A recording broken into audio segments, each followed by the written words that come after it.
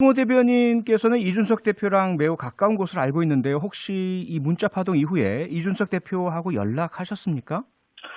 아니요, 뭐 대변인을 할 때도 사적인 연락을 많이 하는 사이는 아니어서. 아, 그래요? 그리고 네. 이 사태 같은 경우에는 뭐 이준석 대표가 어떻게 느낄지는 굉장히 명징한 사태이기 때문에 네.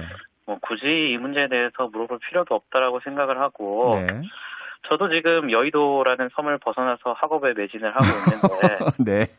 좀 어려운 부분을 공부하고 있어 상당히 머리가 아팠는데, 어제 이 아이고. 문자를 보고 네. 솔직히 머리가 지금 깨질 것 같습니다. 이게 아이고. 대통령실에서는 오해의 여지가 없다라고 말을 하고 있지만, 네. 지금 이 문자 내용 같은 경우에는 오해의 여지가 뭐 하나도 없긴 하죠. 명백하게 내부 명백하니까. 총질이나 하던 당대표라는 것을 통해서 이준석 대표를 지칭한 거기 때문에, 네. 이것에 대해서는 뭐 대통령과 이준석 당대표 간의 관계는 더 이상 좀 회복하기 힘든 수준으로, 조금 세게 말하면 파탄의 수준에 이르지 않았나라고 생각을 하고, 네. 또 뭐 이따 또 평을 하겠지만 이 문제를 대하고 있는 국민의힘 의원들을 비롯한 네. 관계자들이 얘기하는 내용들을 보면 이렇게 한심할 수가 있나, 이런 생각이 듭니다. 임 대변인님, 저는 사실 뭐 그동안 말씀드렸지만 국민의힘이 위기에 처해서 지지율 바닥을 길 때 그걸 사실 상승시킨 힘 이준석 대표가 상당 부분을 차지한다 이렇게 보고 있고, 많은 분이 그렇게 관측을 하고요.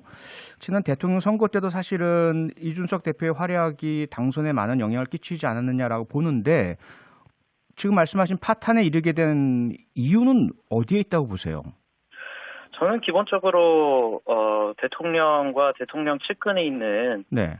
사람들이 굉장히 조금 대통령이 문자를 통해서 보여준 그런 인식들을 상당히 심어준 것 같다. 그래서 최근의 모습들을 보면서 저는 벌거벗은 임금님이라는 이야기가 떠오르더라고요. 벌거벗은 네. 임금님 이야기를 보면 네. 가짜 씨를 통해서 아무 옷도 만들지 않았는데 화려한 옷을 입었다고 주변에서 간언을 하고, 네. 간신적인 말을 하고, 그리고 그에 취해서 아무 옷도 입지 않았다라는 한 아이의 말을 무시한 채 행진하는 그런 장면들이 나옵니다. 그렇죠. 지금 과연 이 문제를 대하고 있는 태도, 국민의힘 관계자들의 태도를 보면 네. 권성동 원내대표를 비난하는 데만 치중을 하고 있거나, 네. 또는 오해의 여지가 없다. 그리고 뭐 대통령께서 회자되는 표현을 사용했다라는, 국민을 우롱하는 듯한 말을 사용하고 있는 것을 보면서 네. 대통령실이 벌거벗은 임금님이 앉아있는 그런 공간으로 전락한 것이 아닌가라는 좀 참담한 생각이 듭니다. 네.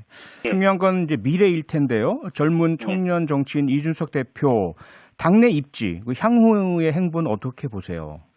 저는 이준석 대표의 어떤 정치적인 행보에 있어서는 이준석 대표 개인만 봤을 때는 오히려 이준석 대표가 속된 말로 말하는 체급이 커질 수도 있는 사건이라고 볼 수도 있을 것 같습니다. 왜냐하면 그렇습니까?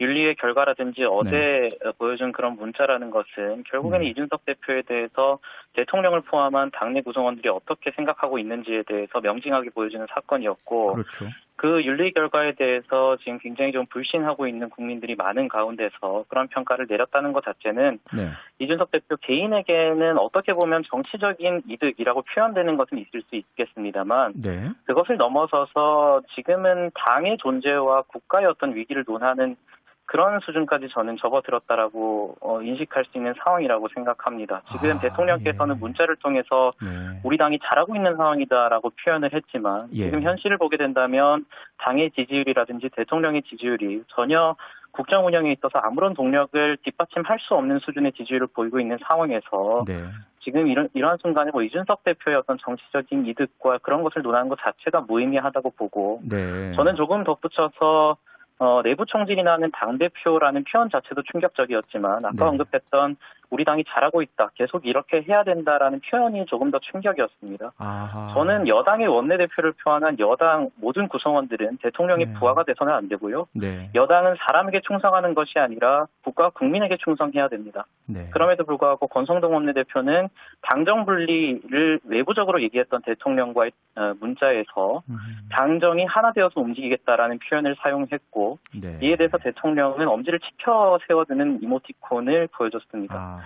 이러한 인식 상황에서 이준석 대표의 어떤 정치적인 이득을 떠나서 과연 당의 존재와 국가의 지금 위기 상황을 논할 수 있는 그런 지금 심각한 상황이 되었기 때문에 네. 저는 이 상황에 있어서는 굉장히 국민의힘 의원들을 포함한 관계자들이 이렇게 안이하게 대처하고 있는 것에 대해서 정신을 차려야 된다 이렇게 생각합니다. 네. 말씀 주시죠. 사실 문재인 대통령 같은 경우에도 약 80%에 이르는 지지율로 시작을 했지만 네. 이후에 국정 운영을 함에 있어서 여러 가지 실수와 오판들이 연이었고 그로 인해서 지지율이 굉장히 떨어지고 네. 80%를 가져갔던 대통령도 국정 운영에 있어서 굉장히 어려움을 겪었습니다. 그런데 그랬죠. 지금 30%대가 붕괴되기 직전인 대통령의 인식이라는 것이 네. 지금 일방적으로 강경하게 밀어붙이면 될 것이다. 물론 이것이 어떤 공적인 자리에서 얘기는 한 것은 아니기 때문에 의도했다라고 보기는 힘들겠지만 네. 그럼에도 불구하고 대통령의 속내를 여실 없이 알 수 있는 그러한 대화에서 이런 네. 것들이 오갔다라는 것 자체가 앞으로에 있어서 대통령의 국정 운영 방향이나 이런 것들이 도어 스태핑에서 얘기했던 예를 들어서 문재인 정부에서도 그랬다. 문재인 정부에서는 더 심했다라는 인식에서 전혀 바뀌지 않을 것이다라는 그런 우려가 굉장히 크게 들고 네.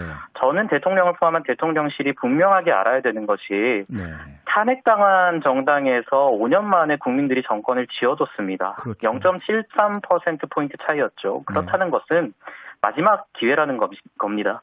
이러한 상황에서 또다시 실수를 하고 오판을 하고 예전의 모습을 반복한다면 네. 더 이상 국민의힘에 다시 정권을 주는 일은 저는 없을 것이다라고 보고 네. 저는 이러한 태도를 일관한다면 네. 모두가 역사의 큰 죄인이 될 것이다라고 생각을 하기 때문에 예. 지금은 이러한 태도를 견제하는 것이 아니라 네. 왜 지금 70%, 80%에 가까운 국민들이 윤석열 당시 후보를 찍었던 투표했던 국민들마저 등을 돌리고 있는지에 대해서 네. 진지하게 고찰을 해보고 이런 문자를 하실 때가 아닌 게 아닌가 그렇게 생각합니다. 네, 임승호 대변인님 시간 거의 다 돼서 마지막으로요. 짧게 이 권성동 원내대표가 대통령에게 보내려던 이 메시지에 등장한 인물 강기훈이라는 사람에 대한 관심도 뜨겁습니다. 이준석 대표를 대체할 수 있는 청년 정치인이다 이런 평도 있고요. 어떻게 보세요, 이분?